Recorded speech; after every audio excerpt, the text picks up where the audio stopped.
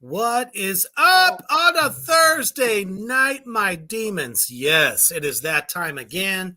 The interview that I had scheduled for Tuesday with Maurice McCoy from Flashtainment LLC is rescheduled for next Tuesday. And Genghis, so sorry about that. I didn't get a chance to tell you that, but it is rescheduled for next Tuesday, so look for it then. But tonight, that's right, my children of the night, I do, in fact, have an amazing director by the name of Ryan Cavalline with us tonight. He is the director, producer, cinematographer for the film Guts on the Chainsaw. And it is a wonderful little piece of carnage candy. And before we get to that, let's take a quick commercial break to the Amazeballs tattoo company known as Villain Arts Tattoos. Check it out.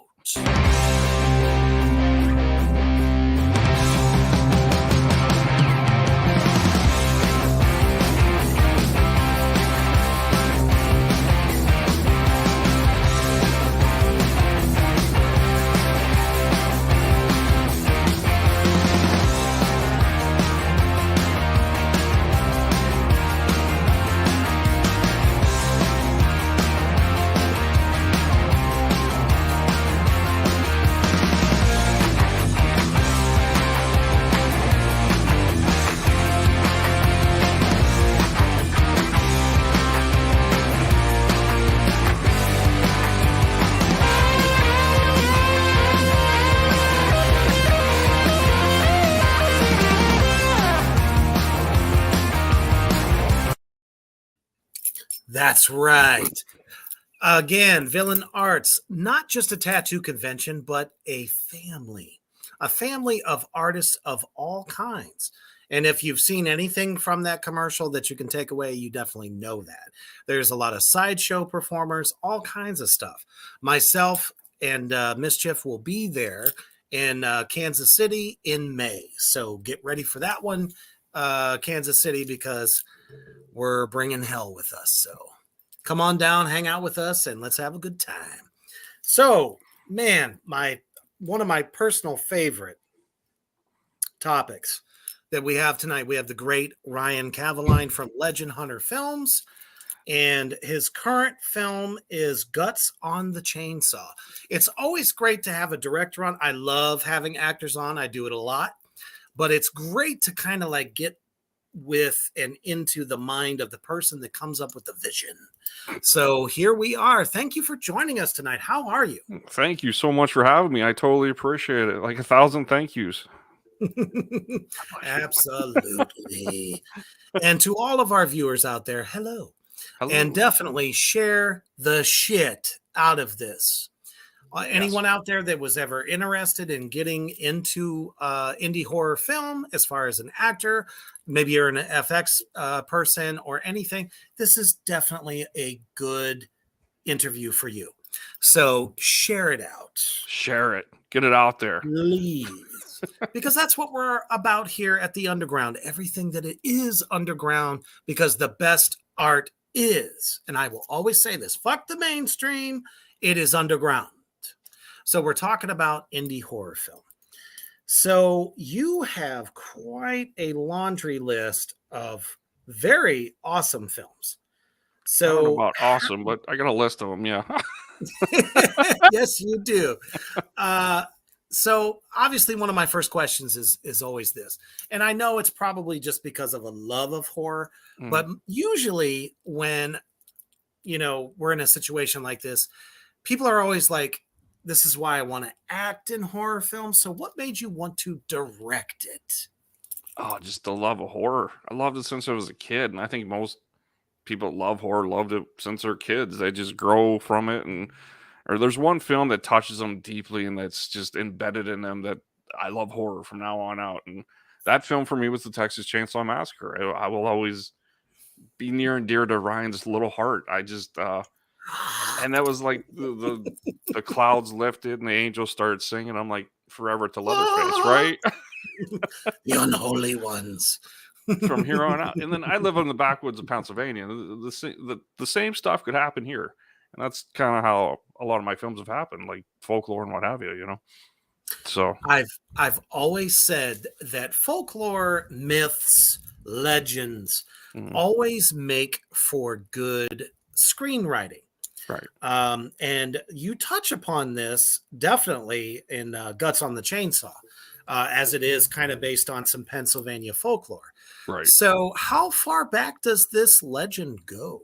I don't know exactly how far it goes back, but 3 years ago, I was doing a documentary called Myths and Mutants, and it was about folklore in Pennsylvania.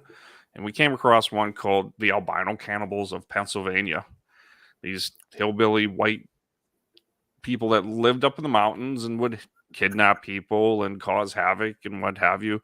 Was there truth to the story? I don't know, but in that area, they truly believe these people lived up in the mountains.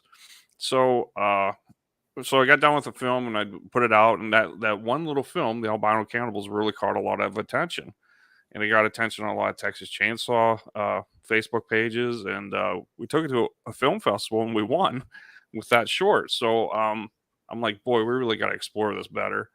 So Absolutely. it led into Guts on the Chainsaw, basically. Definitely. Because I mean, it doesn't just kind of touch upon Texas Chainsaw, but it touches upon, like, let's say, Wrong Turn, Yeah, as well as oh my goodness, Hills Have The Eyes. Hills Have Eyes. Yeah, That's yeah, another one. So it's kind of like you, with this film, touch mhm. upon all those great classics. Sure, sure. Has it been compared to those? More of the Hills Have Eyes, only because we talked about a lot of nuclear waste. But the funny part is, where we were filming, they were actually testing nuclear jet engines years ago during World War II in the forest area we were filming in, and they literally dumped nuclear Oh. waste into the ground up there. So that is true to some degree to where we were living. So, um, it's crazy how life imitates art, and it's all there. Yeah, absolutely. But it's You not know, true. Like, yeah, yeah, there's always, some of those conspiracy theorists and stuff out there. It's yeah. like some of the shit legit happened. That's why there are ghost towns, there are wastelands, whatever you want to call them. Oh yeah. So it's why is that so far fetched to believe that somehow, it would change life Mhm. in those areas? I Right. mean, the mountains there, the forests. I mean, Yeah. honestly, being an Ohio native myself, I've been to Pennsylvania mostly because I've done some tours there as a Mhm. musician. Just beautiful, Oh, yeah. beautiful forests there. Beautiful, but it's got like its own ghosts. It's creepy up in here, you know. Anytime you think of areas like that, it's like that's the easiest way to hide a body. Oh yeah, they'll never find the ones I buried already. I mean, there's no way. Dun dun dun. And it's really interesting the way you took this film. So, this girl has been plagued by nightmares, that she's Mhm. been chased by somebody with a chainsaw and covered in somebody else's face. So Right, there's obviously like that Texas chainsaw feel right, right there, but she doesn't know if it's real or not. right. So she Uh, ventures off. Now, this is so interesting because I don't know too many people that could have lived through something like that would actually want to go back and just try to see if it's real. Right. How did this like come about in your script writing? Uh, before I even got into it, I was doing a lot of research on hikers that gone missing. Fascinated by it. So many hikers go Oh, missing, there's so many. and they're never found. And like, Never. and they're just right off the trail. They go missing, or with families with other hikers, and they go missing and never found again. It's the strangest phenomenon I've ever. I was researching on, and it happens a lot down in Kentucky, I believe it was, uh, Mm. or Tennessee, down that way.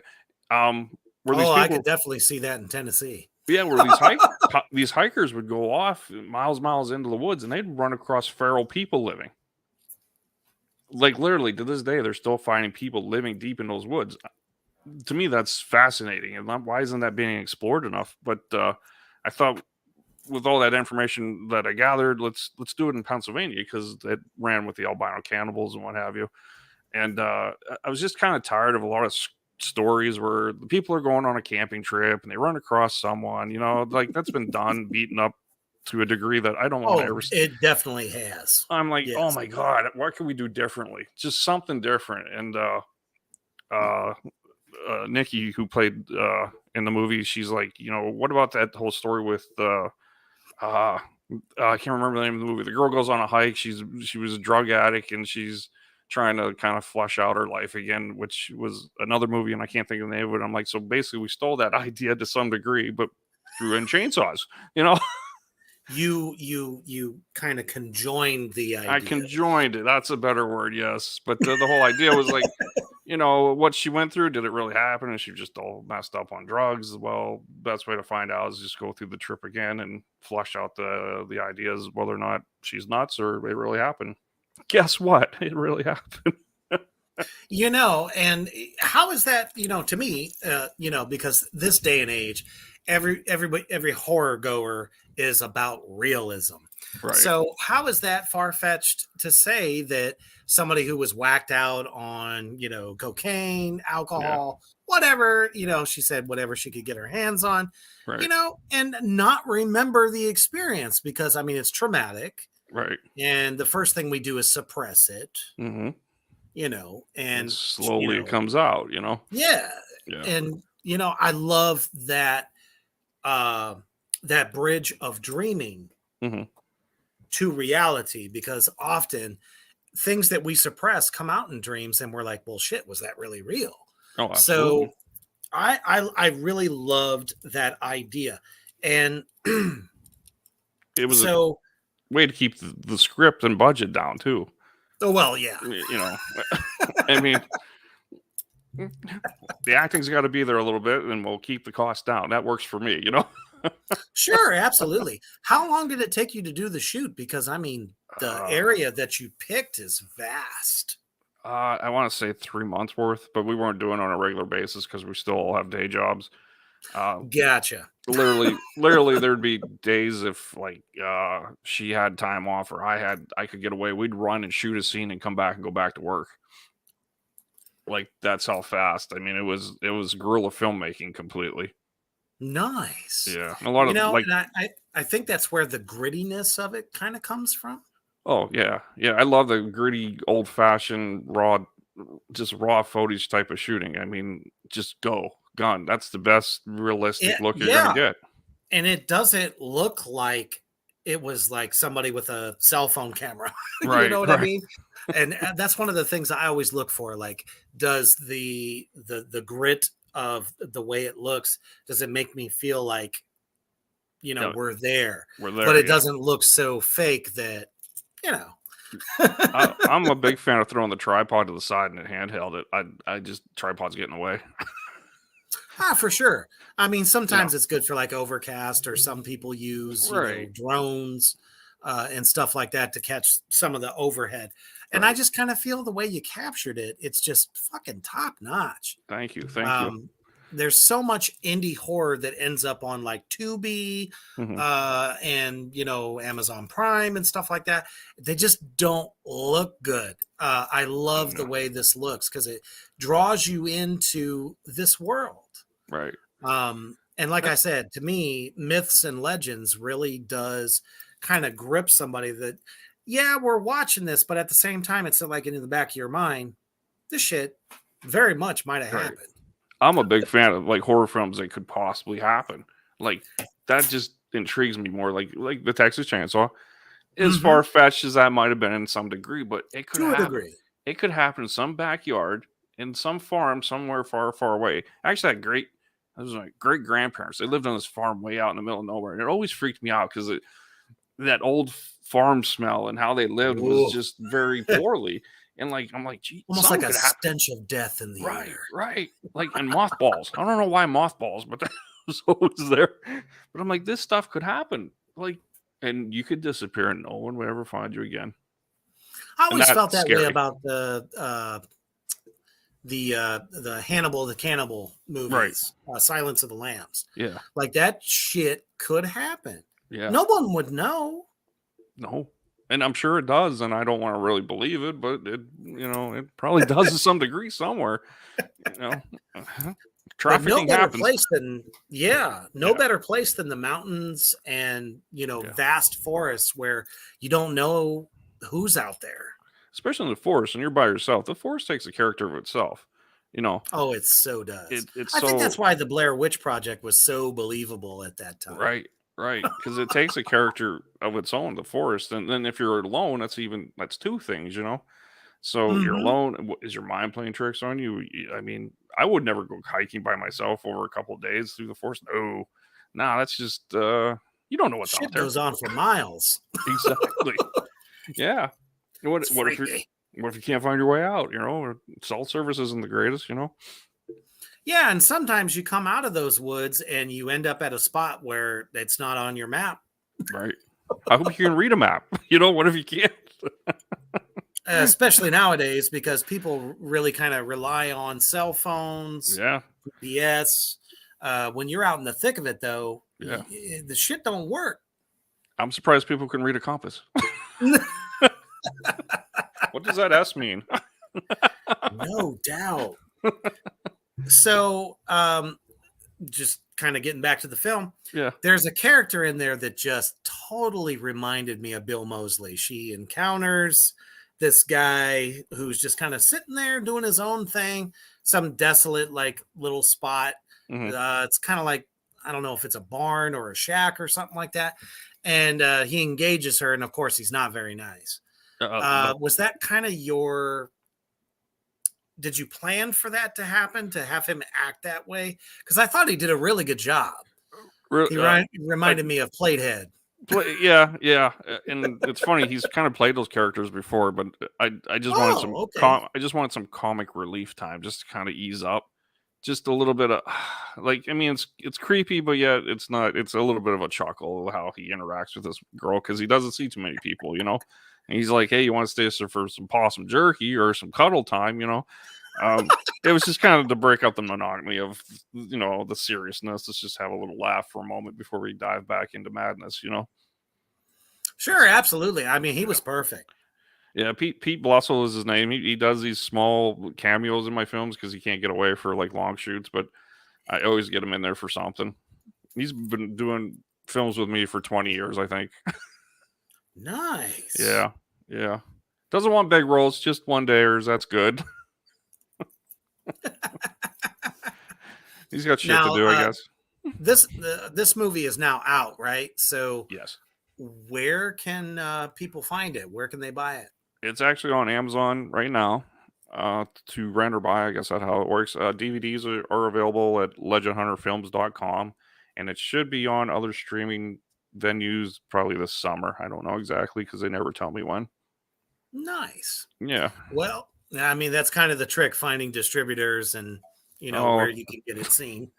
that's a learning curve on its own right there. Oh my goodness, absolutely. So you've got like I said, quite a lot of films under your belt. Mhm. What was your very first film? I have a lot of films that are just in a safe somewhere that'll never be seen. The first film I had. That's scary in and of itself. Yeah, it's funny. A while ago, someone tried to put out. They put out an old film because it was an anthology, and I emailed them right away. I'm like, get that shit down.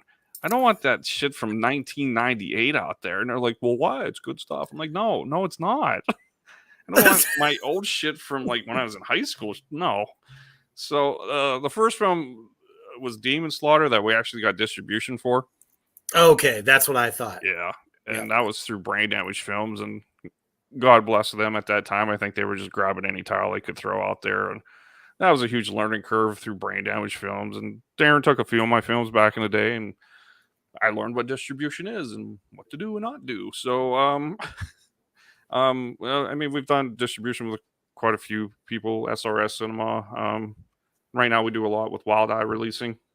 Nice. Rob's been super good with us. But yeah, you really got to learn. You got to learn as a filmmaker how to do the path of distribution, because someone could rip you off real quick. Yeah, it's definitely a slippery slope. Oh yeah, absolutely.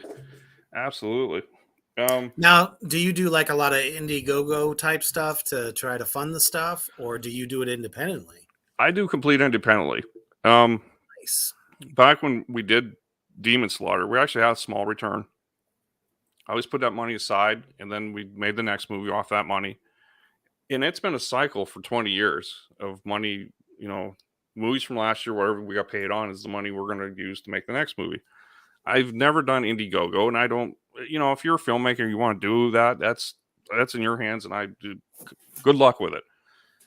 My issue is there's a lot of filmmakers that use it, and they take the money and it disappears. A lot of people give money to that, and they never see the film. And be very careful who you're giving money to, I guess, is my advice to people, because for sure, check their background, see if they actually finish the films or if they have other films out there, because and there's people that abuse it too. I think they raise a lot of money and then they take the money and go pay their bills, and they'll use a small chunk of that to go make a movie and say, hey, there's the movie. Well, I watch a lot of stuff that gets Indiegogo or funded, and I'm like, you didn't spend that much money on that film. I can tell you how much you spent on that, and you just ripped off a bunch of people. So I know there's a lot of unless you're using, some notable actors, right? But I know there's filmmakers out there that use it correctly, but I tell a lot of people that give money to those things, be very careful. Kind of check out those people before you give any dime to them. Oh, definitely. You should have a good sense of, is this really happening? You can kind of expect when it's going to come out, because so much indie film it takes forever. Oh yeah, for the film to actually come out. And another thing is like, I feel like you want to support us, rent the movie, buy the movie. That money comes back somehow. That's how we keep going. We have good years, we have bad years, but here's how much you have to make a movie, make it work. You're underground. You got to make it work somehow. For sure. I mean, and it all starts with passion. Right. And you can definitely tell that. So let's talk about some of the other ones that you actually have sequels for, which is really cool. Dead Body Man. Oh, Dead Body Man. Hell of a title. Well, that's another angle I've learned over the years. I guess, if you're flipping through Tubi or Amazon, you see a title and it's something wacky, you're going to stop and look at it. That is so true. And I've had this discussion with distributors before, because I've had people say, can you change the title? I'm like, no. No kidding. Yeah, because I've said, how many times you've gone through Tubi and you've just seen some rare, weird title and you're like, I just got to look to see what this is. No, great example is, I can't remember the filmmaker's name. He's from Ohio. They did Don't Fuck in the Woods and Don't Fuck in the Woods Part 2. And I ran across one too. I'm like, what the hell is that? I got to look. I got to watch this. No matter what. So titles, think about your titles when you're making movies, because like down the road, you want your audience to be like, what the hell is that? So with the Dead Body Man movies, that was, we had this idea for a serial killer that turned into this like comic routine of just, his name was Willie, and he heard the devil, or it was God, telling him to go kill prostitutes and bad people. And we just kind of ran with it, as absurd as we could make. Almost has kind of like a Seven feel to it. It was our trauma movies, I like to call them, because they were just gotcha. absurd. And Very. and they had a small following for a while. I mean, I've had people ask me, "Are you going to make a sequel to that?" I'm like, "It's been 13 years. I don't think I want to go back to it." But if someone really wants it, I guess we'll make it. But yeah, it's funny because 13 years later, a friend of mine said there's these kids at this college that have Dead Body Man marathons. I said, "What are you talking about?" Yeah, they watched it, all three of the films, and they have a big party and they love it. I'm like, well, I got to It's go to this almost like college.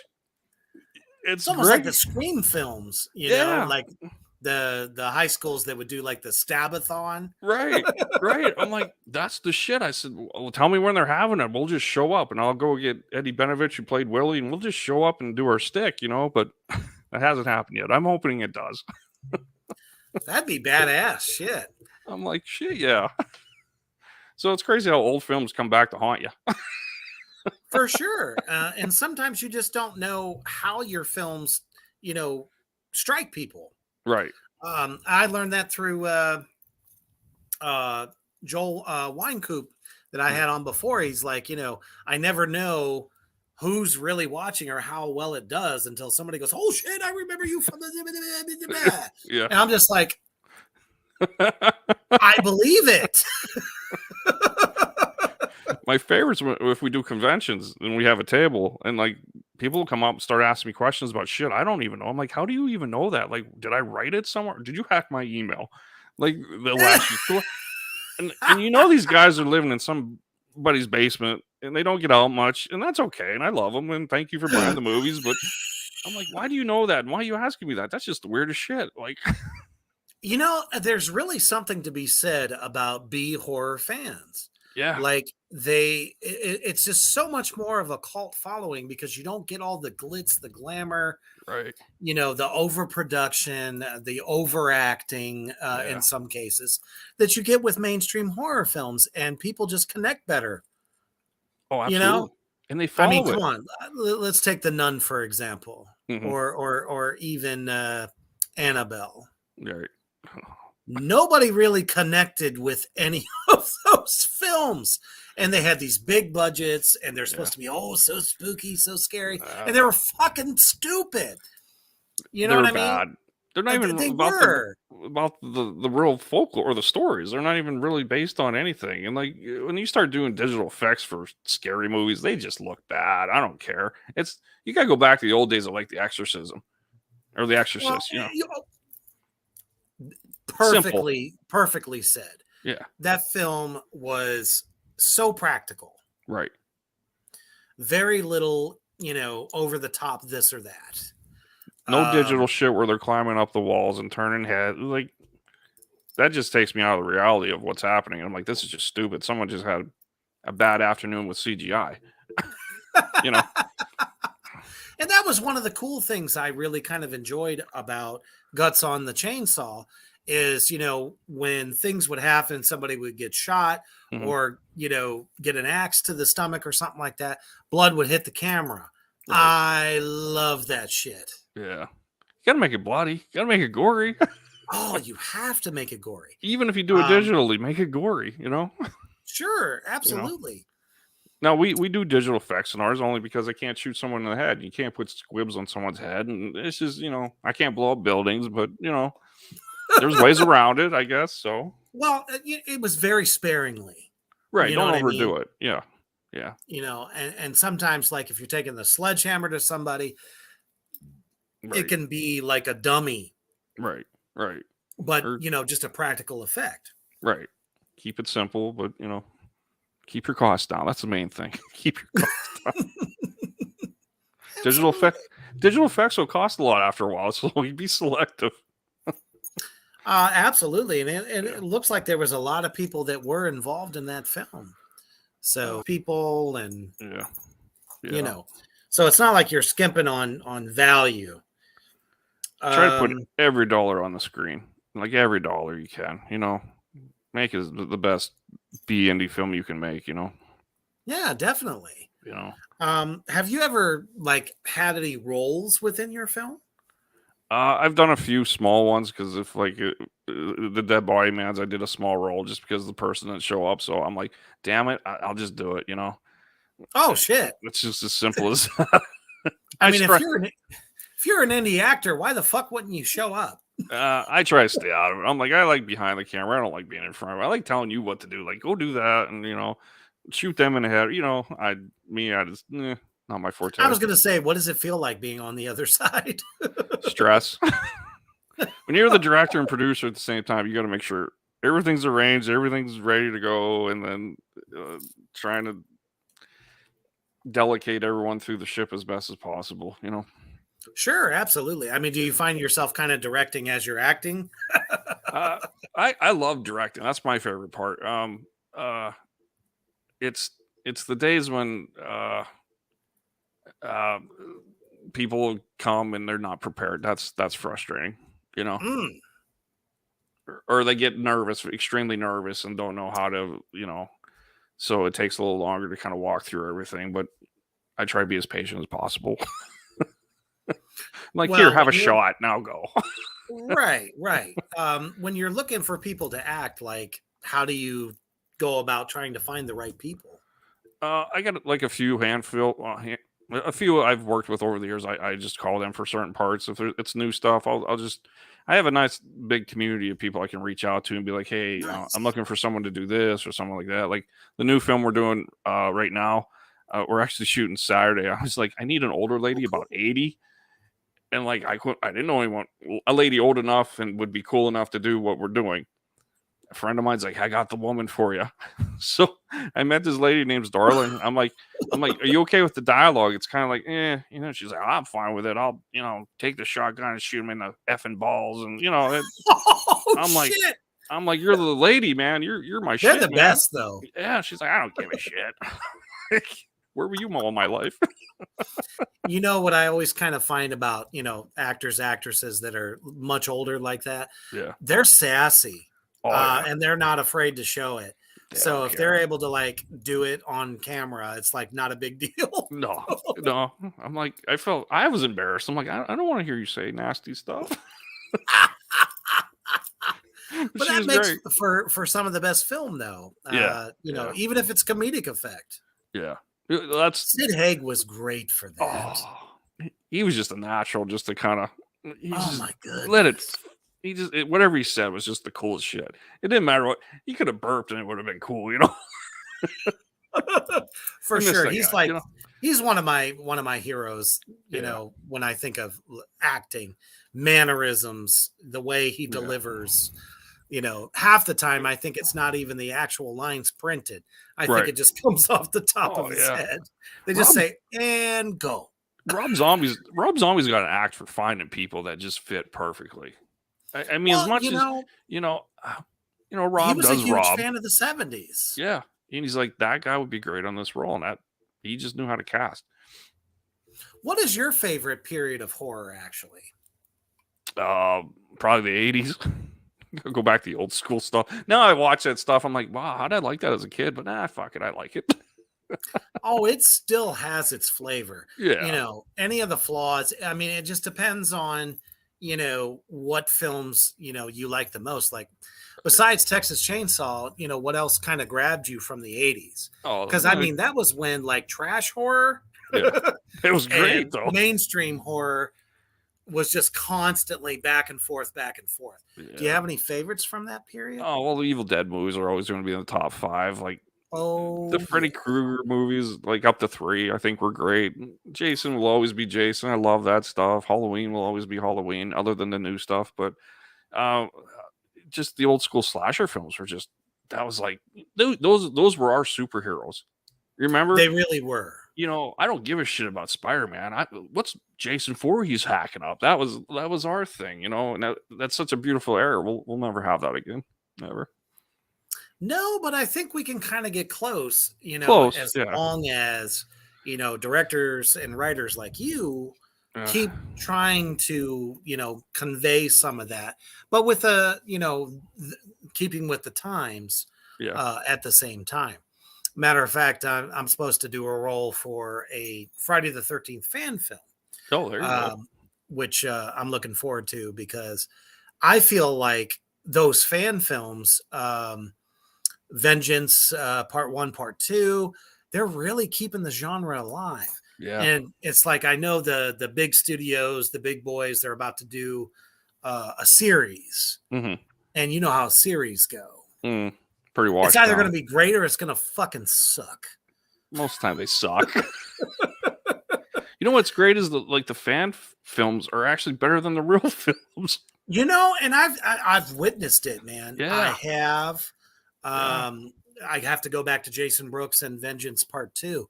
Yeah. That shit was phenomenal. It was great stuff. Even It gave you a taste of what was back then right. and putting it in the now, and it fucking worked so good. Yeah. You know what I mean? Yeah. I actually think there's so many fans out there that want some of that 80s back, and Yeah. indie film is great for that. We can get away with it. Exactly. There's no big studio saying, "Oh, you can't do that or you can't do this." I mean, let's look at the Art the Clown stuff. Holy shit. Terrifier, love it. I love it. There's our new superhero. It's a clown that's just fucked up. Love it. Exactly. Part 2 was a little too long, but and then you talk to David Howard Thornton, and he's like this down to earth, bubbly, great guy. And it's like, super nice you guy. just sawed someone in half. Yeah. Yeah, the second one was amazing. A little too long for me, but I mean, I just love what they're doing with it. It's great stuff. Absolutely. Yeah. So, and let's see here. The main guy, I guess he's like the dad of Guts on the Chainsaw. He was in the Myths and Mutants. Is that correct? Yeah. Correct. Yeah. Okay. I definitely saw the connection there. That mask is amazing. Thank you. I love it. Now, did you create that, or did like a FX person do it? I had a friend of a friend who dabbles in it a lot, did it, but then I added some stuff to it, like the barbed wire and some of the rope to it. But yeah, we had it made in house basically. Yeah, that's a beautiful effect. I love the way it looks, because it almost looks like it could be the guy's face. Well, that's the nice part, because the bottom part was open, and Dave, who played the part, has a big beard, and it was coming out, and he made it look scarier than what it was. I think he just added to it. Just his face just fit perfectly into it. For sure. Wear this and walk with in a mean look, and he did it.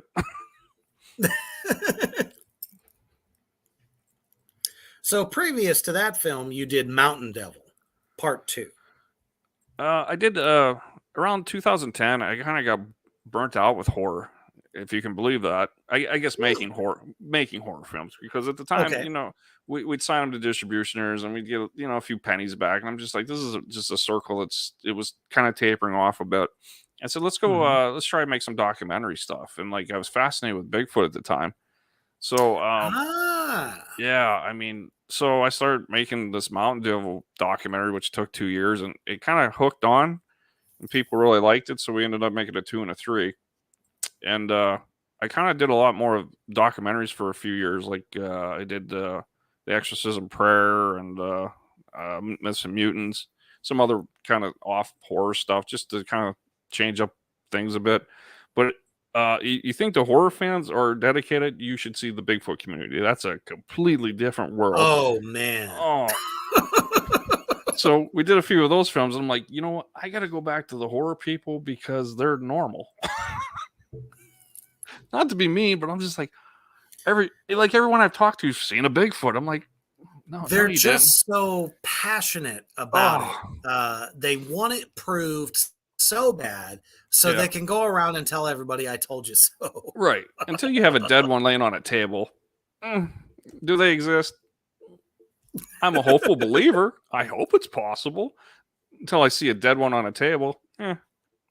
Well, and that's what I think really kind of punches home the Guts on the Chainsaw. Yeah. It's so believable. And like I said, fans of horror that are like coming up in this generation are all about the realism. Right. So, you said, I'm trying to remember. Did you say it's won some awards, or maybe that was the the short before that. The short we did called Albino Cannibals. It was just a short piece, and yeah, we won a Spirit Award at a film festival, and I'm like, what? We were there, and I'm like, and then they showed it and what have you, and like a couple days later, they're like, hey, we want to give you the award for what? I'm like, really? I'm like, well, we definitely got to make a full length movie now, you know. It's kind of That's how awesome. You know, it's all about being humble. You know, right. I'm like, well, thank you, and that's just how the sun and the moon all kind of lined up, and we're like, well, back to the crazy guy with the chainsaw. Have you sent this off? You know, to some of the film festivals. I think I sent off to 2, but they're like later this year, so we don't know if we've even been Gotcha. included. So I was hoping maybe a Halloween run we could do somewhere, but we just had a showing in at Cinema Wasteland in Ohio. Gotcha. For Guts and the Chainsaw, and there was more people that showed up for that showing than I had at the premiere. I mean, we must have like I don't know how many people in that room, and I like to judge people when they're watching it, so I'll sit way in the back. So a lot of people didn't leave, so that's always my first thing. Hey, all right, we're entertaining them, we're keeping their interest. And then after the film, we were like, you know, what you think? And I was filming some people, and Olivia Brown walked by. And I didn't know who she was offhand. And then I filmed her, and she's like, oh, I thought it was great. We really loved it, blah, blah, blah. And my buddy was with me. He's like, you know who that was? I'm like, no. And he's like, Olivia Brown. She was on Miami Vice and Hill Street Blues and all these TV shows. I'm like, holy shit. I'm like, and she just sat through my movie. I got to go give her a free copy. God bless her heart. But she's like, oh, yeah, I thought it was great for an indie film. You did great. I said, there's great lighting. That's all I care. I'm like, she was such a sweet lady about it. But it was just so cool to be sitting with a huge audience, knowing that there would be actresses sitting in there watching it, you know? Oh, man. There's just nothing more gratifying than that. Yeah. You know, people that have been doing, you know, movies and television for so long. Yeah. I was grateful someone showed up. I'm like... So, what's it like at cons for you? What's like as far as like fans and stuff? Who shows up the most? Well, like we did a lot of cons back in the day, and then I kind of took a break, and we kind of were doing more of the Bigfoot conventions, and then we just started doing more conventions or horror conventions this year. But it's a wide variety of people that come up to you. Like I said, like these people know more about you than I do. Sometimes I'm like, how do you know that? Why do you know that? But with Nikki being in the movie, like a lot of people are more interested in her because she's the pretty girl, and I'm just the ugly mug behind the camera. So, you know, they want to take pictures with her and get her autograph and what have you.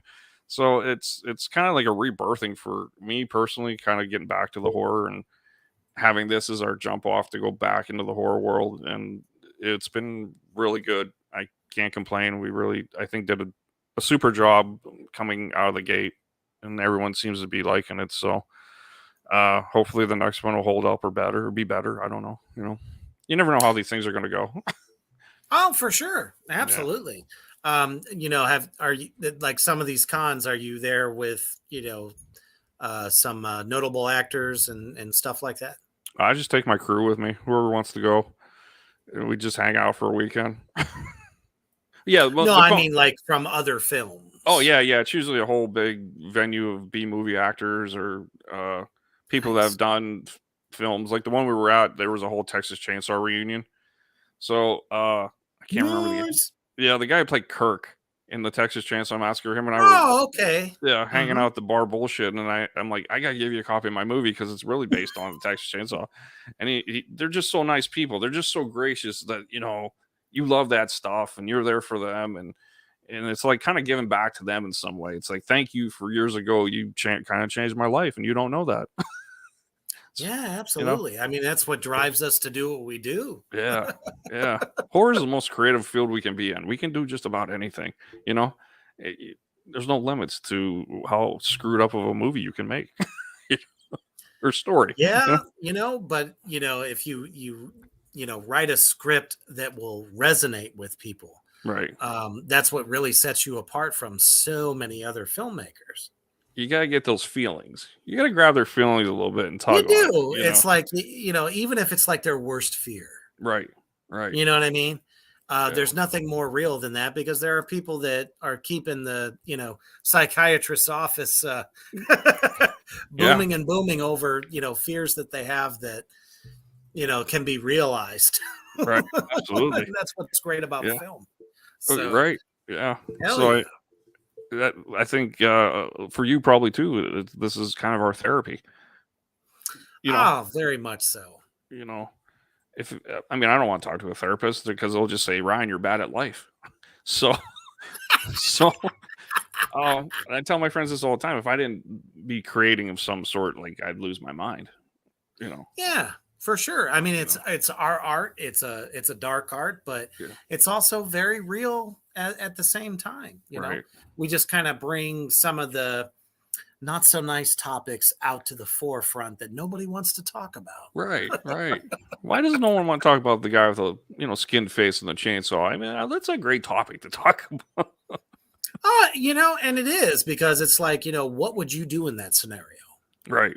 There's like so many of these, places where they have a saw room that you can pay, people pay ridiculous amounts of money for, Right.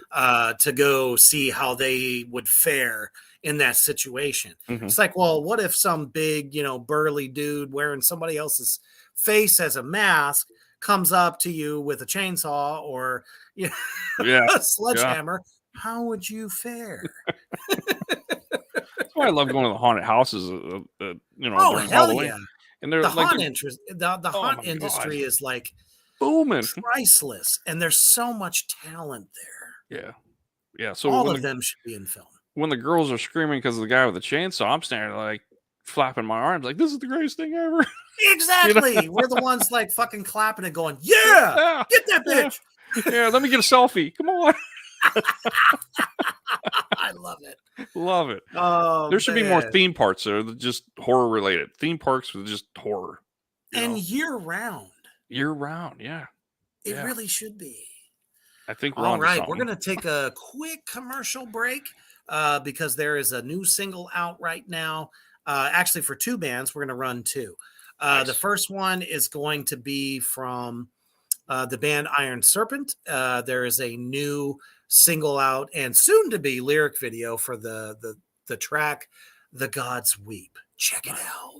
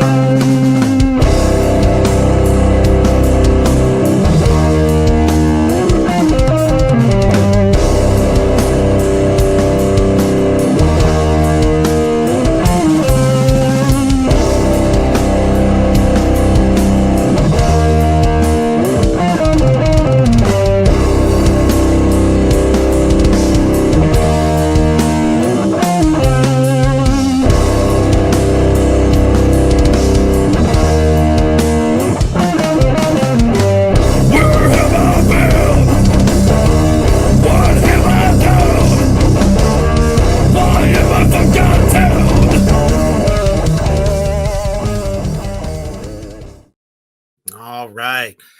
Currently out right now on all streaming platforms, Spotify, all of them. So, get out there, check it out. It's a banger. And it's the last single that's being released by Iron Serpent before the EP drops. So check that shit out. That was good stuff. Thank you. I did. I like that. I'm actually the drummer. Oh, so I just didn't want to preface that. But yeah, that's our latest single. So That's good. No, that was good stuff. I like that. You should probably throw in some more promotions through the show. Well, as a matter of fact, I would like to promote your current film, Guts on the Chainsaw. Oh, I So appreciate it. let's check out the trailer right now.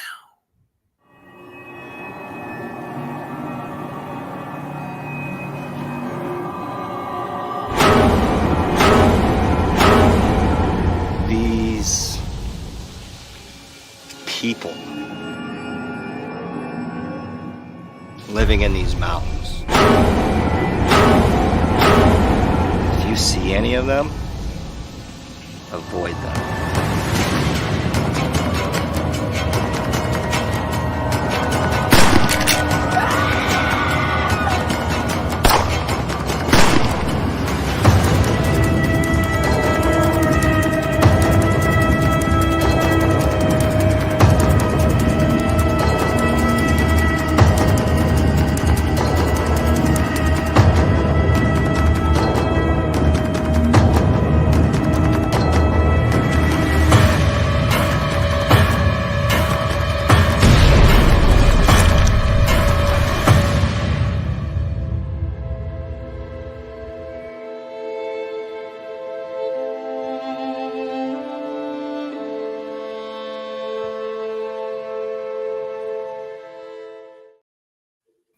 Abso-fucking-lutely. I'm telling you, if you are a fan of Texas Chainsaw, Hills Have Eyes, this is the film for you. It's really good. Thank you. Definitely something you'll want to watch more than once. And that's saying a lot for a lot of horror films that come out nowadays. You're going to want to watch this one, and you'll get gripped by it. And I'm telling you, check it out. It's currently on Amazon Prime, and you can get your copy of the Guts on the Chainsaw on legendhuntersfilms.com. Bingo. Yeah, you got her. Yeah. I was like, woo! A lot to say in one breath. Thank you so much. I totally appreciate you pimping it out there, and check it out. Sure, absolutely. I mean, it's kind of a breath of fresh air. I've always told my viewers and anyone that's a fan of the horror genre that there are so many diamonds in the rough as far as, indie horror goes, the ones that don't go to the big theater. It doesn't have to, people. Right. I've seen better films. We talked about Terrifier before. Saw that on Netflix. Never went to the theater. No. Just watched it on a whim and fucking loved it. Absolutely. Just as I did, I fell in love with your film as well. So thank you. Thank you. Check it out, people. Get it. It's like the dollar bin. You gotta just dig in there a little bit. You'll find something in there. In so many ways, it's no different than when you find a new record. Right. You see the front cover, it draws you in somehow. You flip it over, read it a little bit. Yeah.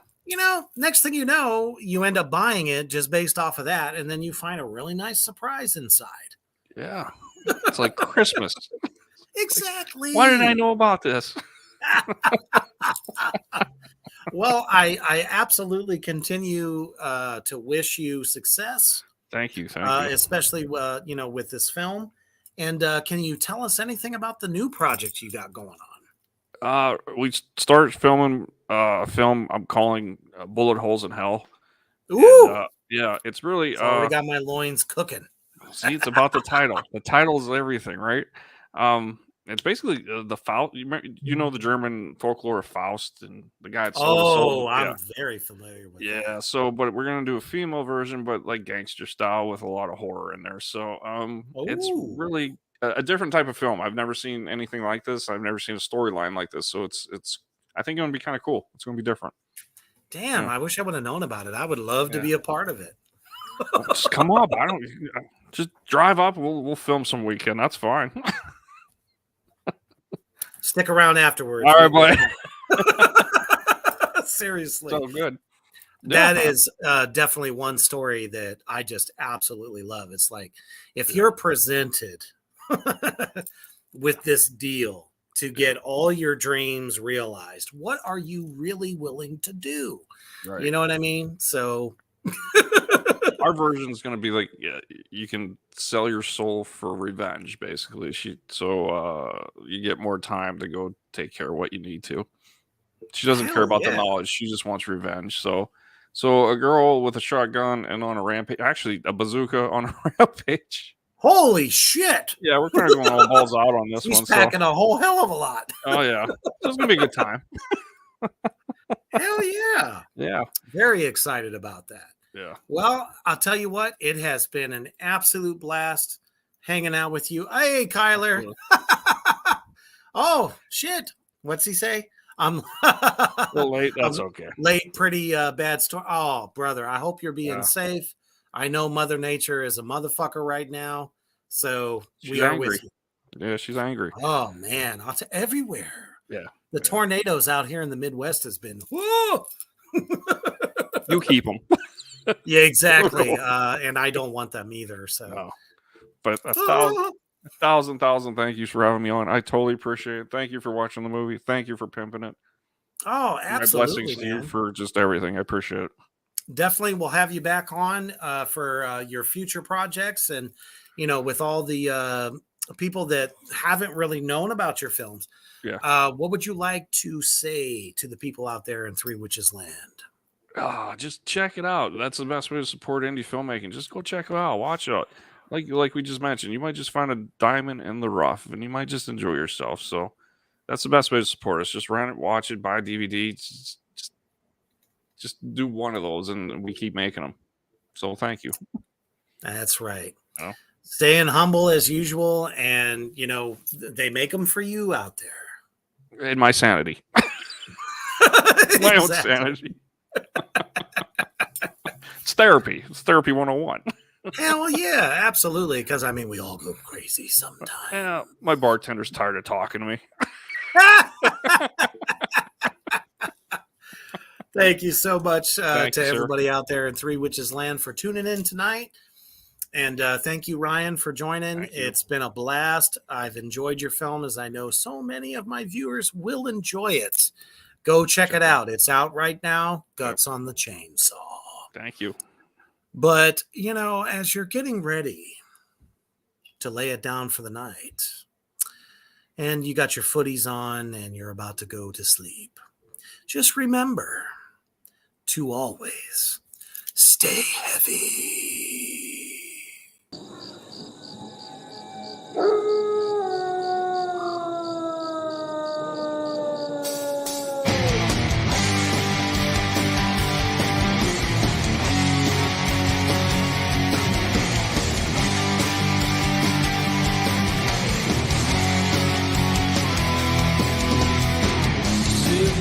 Riding in this wasteland, left with some bleach the bones. Kiss the death in the palm of my hand.